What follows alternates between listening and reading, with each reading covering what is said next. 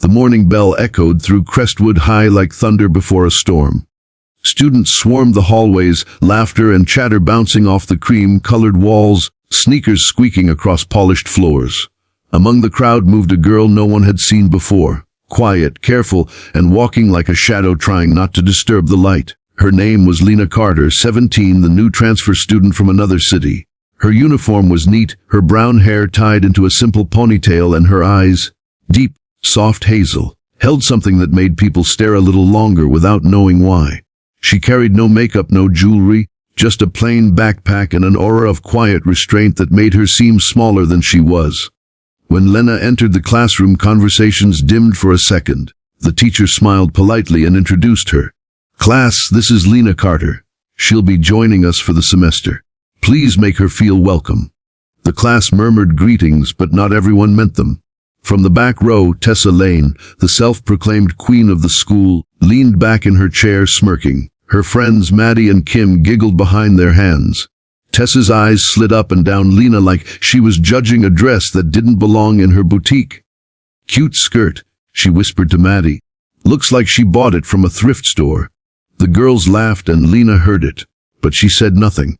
All morning she tried to focus. Math, English, history, it was all the same, just different walls and faces. But everywhere she went, whispers followed her. "Who's the new girl? She's so quiet. Probably some weirdo.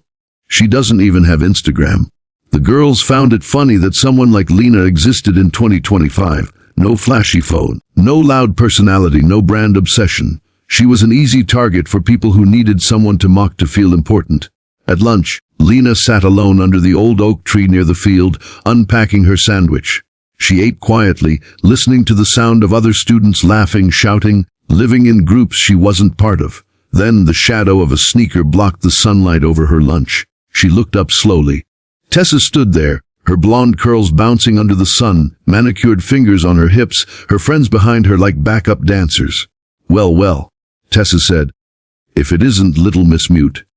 Maddie giggled, pulling out her phone to record. "You don't talk much, huh?"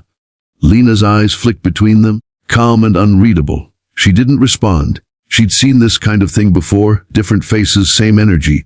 Her father had once told her, "Never fight unless you have to. But if they corner you, make sure they remember you."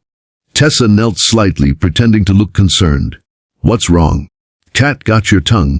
Then she reached down, picking up Lena's sandwich. "Oh, ham and cheese. How depressing." She threw it aside and smirked. Maddie and Kim laughed again. Students nearby started watching, drawn to the unfolding drama. Lena stood up slowly, brushing off her skirt. She looked at Tessa, straight in the eyes.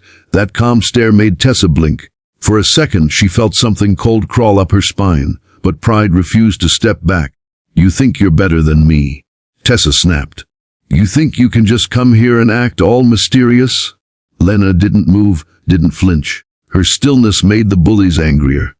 "Let's see what you're hiding under that ugly skirt," Maddie said, stepping closer with a wicked grin. Before Lena could react, Tessa grabbed the edge of her skirt and yanked it down hard. The fabric ripped with a loud, humiliating sound. Gasps exploded around them. A crowd had formed, students with phones up, capturing every second.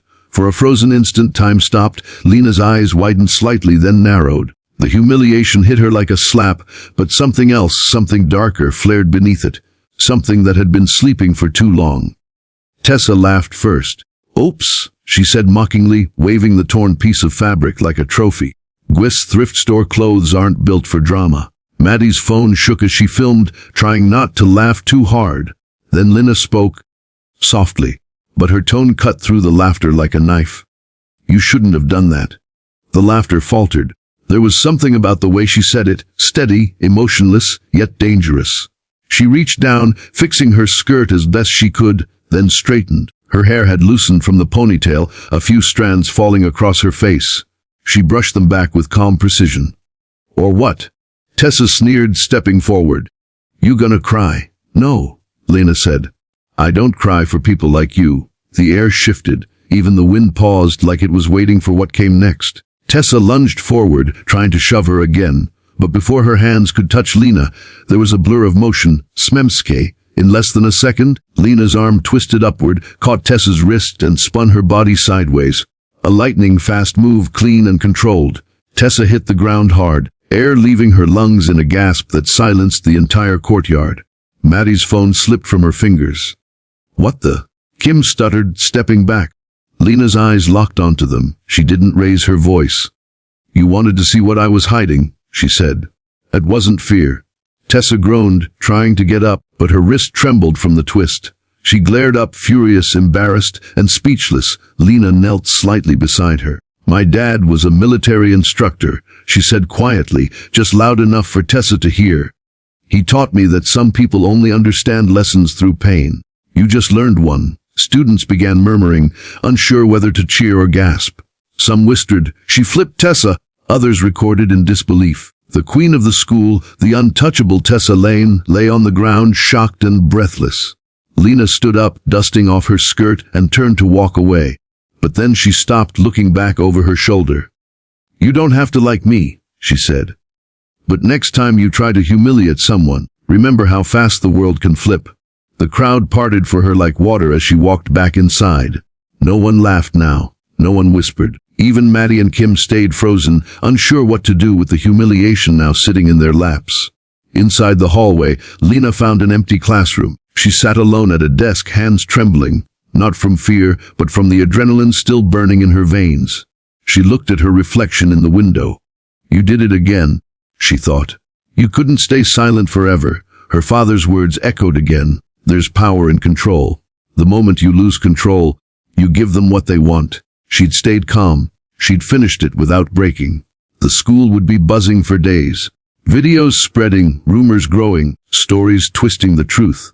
But Lena didn't care. She wasn't there for fame or revenge or attention. She just wanted peace and maybe, just maybe, respect. That night when she got home, her mother noticed the torn skirt and the bruise on her arm. "Rough day?" she asked softly.